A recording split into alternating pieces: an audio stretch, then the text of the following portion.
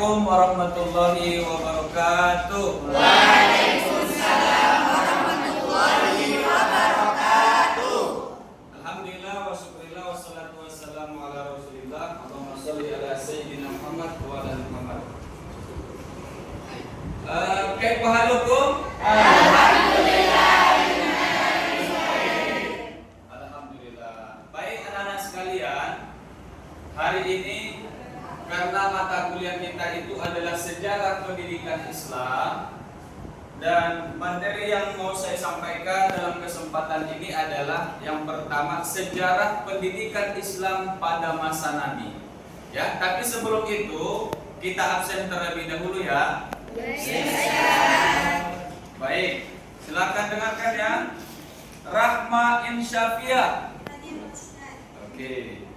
Nur Hayati. Hadir Ustaz. Iya. Desi Rauda. Ana Ustaz. Iya. Anissa Nurul Aziza. Iya. Dinda Khadijah. Iya.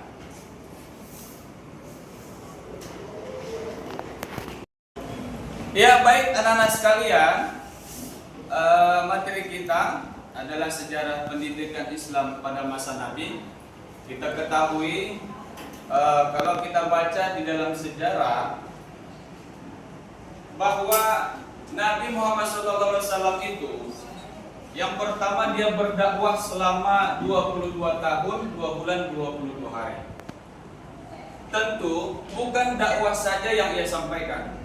Bahkan di dalam dakwah itu ada penekanan-penekanan khusus yang dia sampaikan. Terutama adalah berkaitan dengan tauhid, ya kan? Tentang tauhid. Karena pada waktu itu masyarakat yang ada di kota Mekah itu masih banyak yang menyembah patung, masih banyak yang menyembah berhala. Maka Nabi kita Muhammad SAW dia lebih terfokus untuk menanamkan ketauhidan, kalimat la ilaha illallah. Nah, inilah yang pertama yang disampaikan oleh baginda Nabi Muhammad SAW. Jadi dalam 22 tahun 2 bulan 22 hari itu 13 tahun baginda Nabi itu menanamkan kepada masyarakat kota Mekah khusus tentang tauhid. Lebih banyak yang menyampaikan tentang ketauhidan. Bagaimana cara mentauhidkan Allah. Bagaimana supaya masyarakat kota Mekah itu tidak lagi menyembah berhala, tidak percaya lagi dengan batu-batu besar dan lain sebagainya. Inilah luar biasanya baginda Nabi. Makanya kenapa kita hari ini memeluk agama Islam, itu adalah berkat perjuangan baginda Nabi, ya kan? Apalagi kalau kita lihat di negeri Taif, sampai-sampai baginda Nabi itu untuk menyebarkan agama Islam itu dia dilempari dengan kotoran, dia dilempari dengan batu-batu kerikil sampai berdarah pelipis matanya, bercucuran darah dari pelipis air matanya. Tapi alhamdulillah berkat perjuangan dakwah baginda Nabi hingga saat ini kita pun memeluk agama Islam itu. Baik anak-anak sekalian, karena materinya sudah saya sampaikan, mungkin anak-anak sekalian juga sudah mendengarkan, tapi bisa saja di dalam penyampaian materi tadi yang berkaitan dengan sejarah pendidikan Islam pada masa Nabi, mungkin ada yang ingin bertanya, karena mungkin ada yang masih kurang jelas atau yang masih kurang paham dengan apa yang saya sampaikan. Silakan, siapa yang mau bertanya? Banyak sekali yang mau nanya. Iya ya. Saya pilih 2 orang saja. 1 perempuan, 1 laki-laki. Oke? Ya, kamu silakan. Nah, baik Ustaz. Jadi terkait pembahasan kita pada hari ini sejarah pendidikan Islam kan Ustaz.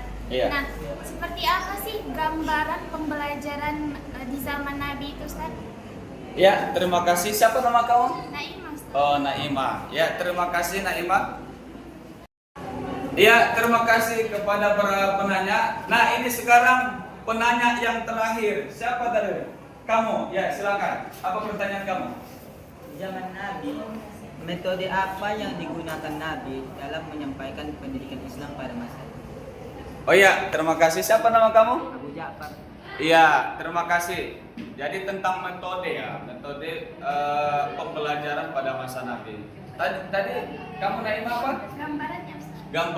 Gambaran pembelajaran ya.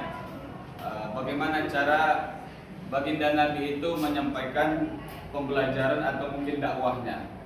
Iya. Gambarannya, kalau dulu di masa Nabi itu ada namanya halakoh. Halakoh. Jadi kalau kita sekarang ini kan sudah modern deh, udah pakai meja, ya kan? Mejanya mahal, elegan dan lain sebagainya. Tapi kalau di masa Nabi dulu, itu halakoh itu seperti dibuat lingkaran. Dibuat lingkaran. Setelah dibuat lingkaran, para sahabat pada waktu itu, disitulah baginda Nabi itu menyampaikan pembelajaran. Tetapi baginda Nabi yang pertama, yang paling fokus dia menyampaikan pembelajaran atau pendidikan itu adalah Al-Quran. Al-Quran. Tetapi di dalam Al-Quran itu dia lebih terfokus untuk menjelaskan tentang ketuhanan, ataupun misalkan ilmu tauhid, tapi berdasarkan dengan dalil-dalil di dalam Al-Quran. Jadi gambaran pembelajaran di masa Nabi itu halakoh. Dia semacam dibuat lingkaran dia. Gimana kira-kira, Naimah? Ya. Kemudian tadi pertanyaan yang kedua, teman kita bernama Jafar, itu metode ya. Metode pembelajaran itu seperti apa? Jadi ada metode Nabi itu, metode andalannya itu ada 4. Ini ada juga hubungannya yang ditanya oleh Naimah tadi. Jadi metode andalannya ada 4, ya kan? Metode pembelajaran.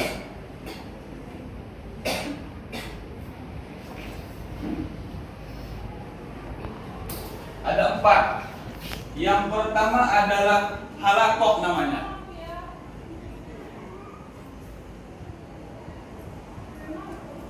Yang kedua, Nabi itu sering metodenya itu buat perumpamaan.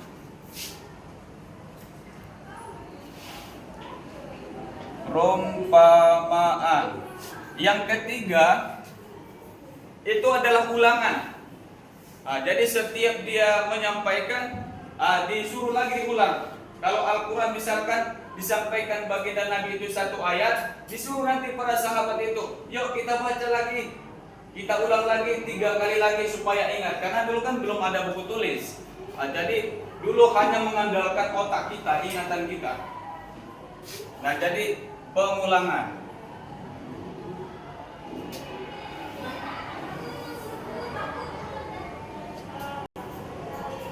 Kemudian yang keempat, yang pertama halakoh, perumpamaan, pengulangan. Kemudian yang keempat adalah keteladanan.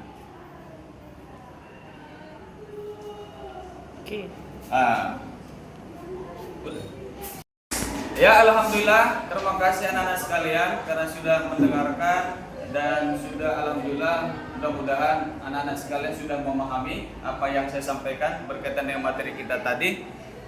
Mudah-mudahan dengan presentasi atau diskusi kita pada hari ini berkaitan dengan sejarah pendidikan Islam pada masa Nabi, sehingga kita dapat menambah ilmu dan wawasan kita berkaitan bagaimana dulu baginda Nabi itu menyampaikan pembelajaran, terkhusus seperti sejarah pendidikan Islam, bagaimana metode Nabi itu menyampaikan pembelajaran atau dakwahnya, ya kan? Atau gimana gambarannya dia ketika berdakwah berkaitan dengan pendidikan Islam dan lain sebagainya. Jadi mudah-mudahan kita semua dapat memahami apa yang saya sampaikan dan bisa nanti kita ajarkan kembali ke teman-teman kita ataupun anak-anak murid kita ketika kita sudah menjadi seorang guru. Mungkin ini saja yang dapat saya sampaikan. Mari sama-sama kita tutup dan ucapkan alhamdulillah. Assalamualaikum warahmatullahi wabarakatuh.